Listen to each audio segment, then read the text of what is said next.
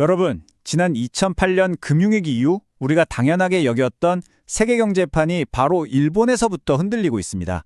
오늘 일본의 금리 인상이 어떻게 10년 넘게 계속된 값싼 돈의 시대를 끝내고 있는지 그 거대한 변화의 중심을 한번 파헤쳐 보겠습니다. 이 비유가 지금 상황을 정말 잘 보여주는데요. 지난 10여 년간 전 세계 금융시장은 일본이 거의 무제한으로 풀었던 공짜 술, 그러니까 초저금리 엔화에 완전히 취해 있었거든요. 그런데 이제 그 술 공급이 딱 끊긴다는 겁니다. 이게 우리한테는 도대체 뭘 의미하는 걸까요? 이렇게 성대했던 파티가 왜 갑자기 막을 내리게 된 걸까요? 그 이유를 제대로 알려면 먼저 이 파티가 어떻게 시작됐고 또 어떻게 굴러가고 있었는지부터 들여다봐야 합니다. 지난 10년간 세계 금융을 움직인 핵심 동력이 바로 이 엔캐리 트레이드입니다. 원리가 뭐냐면요. 아주 간단해요. 이자가 거의 0에 가까운 일본 엔화를 빌려다가 금리가 훨씬 높은 다른 나라 자산에 투자해서 그 금리 차이를 고스란히 수익으로 챙기는 방식이죠. 이게 그냥 일부 똑똑한 투자자들만 하던 그런 게 아니었어요. 2008년 금융위기 이후에 이건 전 세계 자산시장의 혈액 같은 아주 기본적인 공식이었습니다. 안정적이라는 미국 국채부터 시작해서 위험 자산의 끝판왕인 비트코인까지 사실상 거의 모든 자산의 가격이 이 값싼 엔화의 힘으로 부풀려졌다고 봐도 무방할 정도였죠.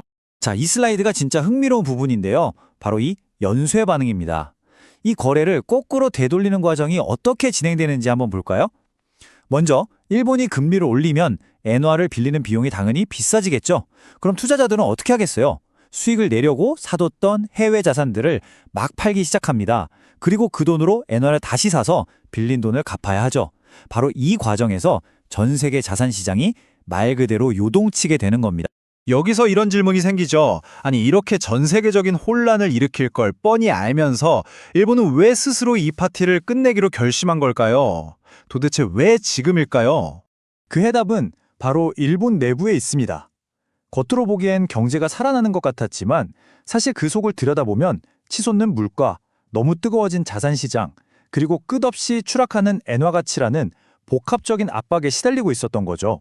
이 숫자 43이 뭘 의미하냐면요. 일본의 물가 상승이 무려 43개월 연속으로 이어졌다는 뜻입니다. 수십 년 동안 물가 안 오르는 나라의 대명사였던 일본에게 이건 더 이상 일시적인 현상이 아닌 거예요. 경제 체질 자체가 변했다는 아주 강력한 신호죠. 그리고 이 5%가 넘는 수치는요. 2년 연속으로 달성한 일본 대기업들의 평균 임금 인상률입니다. 드디어 월급이 물가 오르는 속도를 따라잡기 시작한 거예요. 이건 중앙은행 입장에서 이제 금리를 올려도 국민들이 버틸 체력이 생겼다는 자신감을 주는 아주 결정적인 지표가 됐습니다. 그리고 마침내 니케이 주가 지수가 잃어버린 30년의 악몽을 시작했던 1989년 버블의 최고점을 뚫어버렸습니다. 이게 그냥 와, 주가 오른다 하고 좋아할 일이 아니에요. 일본 사람들한테는 끔찍했던 과거의 버블 붕괴가 또다시 재현될 수 있다는 공포 그 자체거든요. 이 비유가 지금 일본의 정책적 딜레마를 정말 기가 막히게 보여줍니다. 한편으로는 경기를 계속 살려야 하니까 X를 밟아야 하는데 다른 한편으로는 너무 과열된 경제를 식혀야 하니까 브레이크도 밟아야 하는 정말 이러지도 저러지도 못하는 상황에 처한 거죠. 자, 그럼 일본 내부의 이런 딜레마가 어떻게 전 세계 자산 시장에 빨간불을 켜게 되는지 한번 살펴보겠습니다. 앞으로 닥칠 수 있는 이 혼란이 그냥 이론적인 예측이 아니라는 게 무서운 점입니다. 우리는 이미 이 재앙의 예고편을 그것도 아주 생생하게 목격한 적이 있거든요. 바로 작년이었죠. 일본은행이 정말 아주 미세한 수준으로 정책을 살짝 바꿨을 뿐인데 미국 채권 시장이 격렬하게 흔들리고 비트코인 가격이 20% 넘게 폭락했습니다. 정말 작은 예고편이었는데도 그 파장이 어마어마했던 거죠. 값싼 엔화 자금이 썰물처럼 쫙 빠져나갈 때 이 카드탑처럼 위태롭게 쌓아 올려진 자산들이 가장 먼저 충격을 받게 될 겁니다. 이 자산들의 공통점이 뭘까요? 바로 지난 10년간 이 값싼 돈이라는 유동성에 가장 크게 의존하면서 가격이 부풀려졌던 자산들이라는 점입니다. 그러니까 핵심은 이겁니다.